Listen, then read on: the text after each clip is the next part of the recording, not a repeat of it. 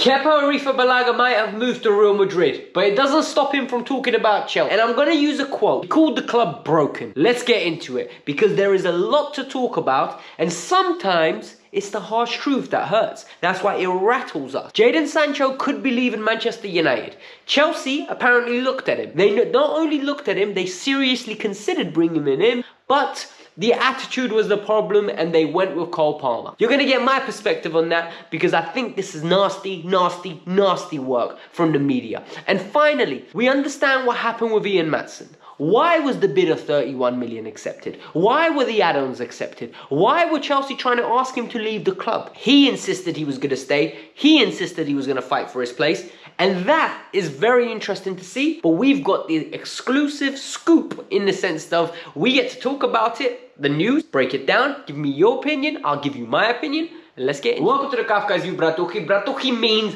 broski, brother, bro, fam, whatever you want it to mean in Russian broken language, alright? It's as simple as that. So many people ask me all the time, what does bratuchi mean? From now on, that's my new entrance. Welcome, bratuchi, and I explain what bratuchi, alright?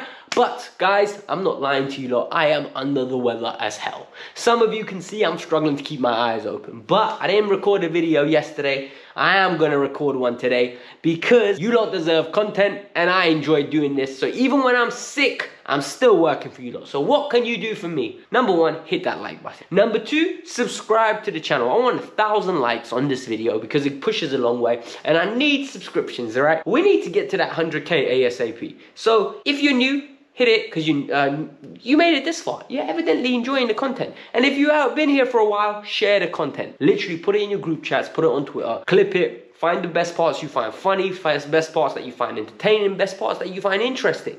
It's the best way you can support me. Thank you very much. Now let's move on with the Kepa Arrizabalaga has gone to Real Madrid and Real Madrid have been in very good form. Kepa is the number one at Real Madrid and at this moment in time I haven't heard too many criticisms of Kepa. Like, Kepa's been fairly stable. He's been in a winning team. Yes, they've been grinding out results, but it's the Jude Bellingham show at Real Madrid. But why are we talking about Kepa? Because I'm not going to lie to you, I didn't want to talk about Kepa. Well, Kepa's done an interview recently, and while he does an interview, because it's the international break, you know, players get very comfortable. They start talking, and in Kepa's case, he's habla españoling now. He's speaking in español. And he's forgotten that we can translate stuff and it gets back to us. There's something called the internet, my friend. It always surfaces back. And there's something called Twitter, where journalists will post it and it will come down on my feed and everyone else's feed and we will see what you have said. And what did he say? He said on 3 occasions we've visited the Bernabeu. Every time I turned one way. Every part of me wanted to turn the other way. I wanted to basically have a dream of playing for Real Madrid. And guys, I'm not going to lie to you, I don't blame him. That is the dream most probably that every Spanish kid, other than Real Madrid or Barcelona, is the final place. Every Brazilian kid, every Argentinian kid, every single kid, most probably even some English kid, their dream is to end up at Barcelona or Real Madrid. Most probably Caicedo's and Enzo's dreams are to end up there. So I'm not going to get at him for that. I think he's being brutally honest and he's being truthful. The thing that I'm going to get at him is, Donny said, I needed a change of scenery. I wanted to stay, but at the same time, basically I didn't agree with the project, and he called the club a little bit broken. That could be a little bit true. At this moment in time, we finished 12th. We're not started the season great, results-wise. So, yes, we might be broken. But all I'm going to say is, que pasito, que piño, Kepa, big man, you're going to be back next year. What, you think when Thibaut Courtois is back, you're going to either go back to being a bench warmer, or you're literally going to be back at Chelsea, a bench warmer. Chelsea won't want you to be the number one. They could not wait to get rid of you. So I think you should stop yapping and be quiet and try to be nice as possible to Chelsea and about Chelsea before Todd Bowley puts an unreasonable bid on your head top and you end up learning Arabic because the only place you can go is Saudi Arabia because they're the only ones that are going to be paying fees that are worth the money that Chelsea are going to be asking. Realistically speaking, I don't see Real Madrid breaking the bank to go acquire him. So he needs to be quiet. And enough of this broken club and, oh, I need to change the scenery because the project's not right. Big man, you weren't right. Let's be honest. You weren't a great goalkeeper for us. That's the sad truth. You came in for an astronomical fee. You never cashed the checks. If anything, you were a liability for 50% of the time you've been at Chelsea. There are compilations of you conceding stupid goals more than a keeper concedes in a whole career. And that was in a season. So don't cut this nonsense. The Jadon Sancho to Chelsea link is very interesting. Jadon Sancho is originally from London. I think he's from South London, if I'm not mistaken.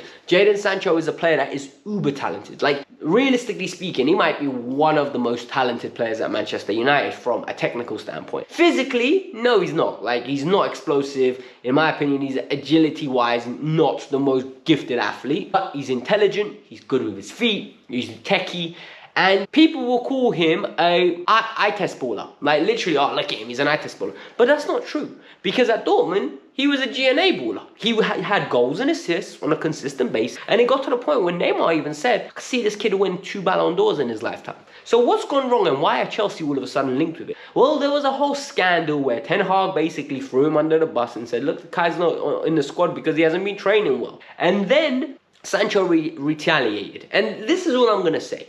Sancho is a guy that was born after the year 2000. He lives on Instagram most probably, he lives on Twitter most probably, and social media is the way he communicates with people. So can you imagine how much he must have got cooked, right, by the rival fans, his own fans, everybody in and around him, and how embarrassing it must have been when your own manager comes out and basically throws you under the bus. That's the way you have to look at it. He needs to learn you can't retaliate. There are sometimes situations where your boss just gets at you. And in that situation, you got to firm it and move on. That's your employer. That's the person that puts bread on your table. Like, that's the individual that feeds your family. And yes, you have more money that most probably you can retire and it won't be an issue. But the reality is, under this circumstance, you're employed by Manchester United. So United apparently could release him. Chelsea could inquire. But Chelsea apparently didn't go for him because they didn't like his attitude. They didn't like how the toxicity of him in and around the squad. But, and this is what I'm going to say. When things go wrong, everyone always goes down to the same thing. He's a bad apple in the dressing room. He's not good enough around the boys. He's divisive. He's an individual that can't be trusted. How about I tell you one thing? Where were these stories where things were going good and United finished third and they won the Carling Cup? Where were these stories? No one said that. And if he's so divisive, why weren't they trying to get rid of him ASAP? Why did they not accept, to pay him off to get rid of him in a manner that literally would have made sure that this toxic individual is out of your squad? Because it's not true. And the reality is, and this is the fact of the matter, he, at this moment in time, is just a victim of bad media speculation. It generates clicks, it generates likes, it generates hate towards a player. United's media is spinning it. These reports are coming from United sources. It's nasty. Is Sancho the most professional person in the world? I don't know him, but I can promise you he most probably isn't. But you knew what you were signing. You knew what you were signing when you signed him. And now, because he's not cashing the checks, you got a problem with it. And you're trying to pay him in a bad picture. I think that's a nasty piece of work. That's my personal opinion. The final piece of the story is very interesting because Ian Matson is an individual that's going to be at Chelsea this year. Even though Chelsea accepted 31 million for him with add-ons, we find out the truth to why Ian Matson at this moment in time is still at Chelsea and why Chelsea actually accepted the fee. So Chelsea rate the player. Mauricio Pochettino rates the player. Mauricio Pochettino thinks this player is very talented. He can play in multiple positions and he has a role to play in the squad. Ian Matson loves the competition, believes he can break in. Bro, I'm telling you, you can. Look at Benny Boy. Look at Ben Chilwell. If he can play for this team, you can play for this team. Have faith, work hard, and you will break in. But why did Chelsea accept the fee? Well, Fabrizio Romano came out and said, Chelsea basically have given Ian Matson a deadline. In January, if he has not signed a new deal, he will be getting sold. He will be moved on, and Ian Matson will be leaving Chelsea Football Club. I think Ian Matson has got 12 months left on his deal, and Ian Matson's in a position where many people would love to be. He basically wants a contract now that is beautiful to the point of he gets security from a financial standpoint, but he also wants to have guarantees that he's going to be in and around the plans.